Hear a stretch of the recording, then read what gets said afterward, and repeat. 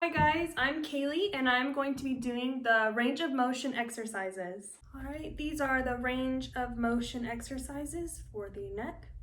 So we have flexion, extension, hyperextension, rotation, and lateral flexion.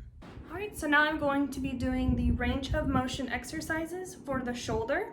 So starting we have flexion, extension, hyperextension, then we have abduction, then adduction, and then external rotation and internal rotation. This is the range of motion exercises for the elbow.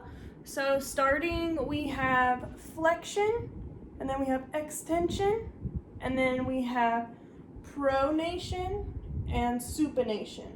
So now we are going to do the range of motion exercises for the wrist. So starting we have hyperextension, then extension, and then flexion.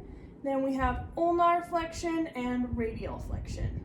For range of motion exercises for the thumb, we have abduction, adduction, and then we have opposition of little finger, and then we have extension and flexion.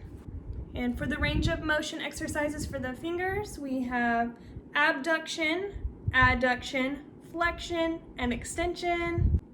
All right, for the range of motion exercises for the hip, we have flexion, extension, hyperextension, and then we have abduction and adduction. Also, for the range of motion exercises for the hip, we have internal rotation and external rotation. Right, for range of motion exercises for the knee, we have flexion and then we have extension.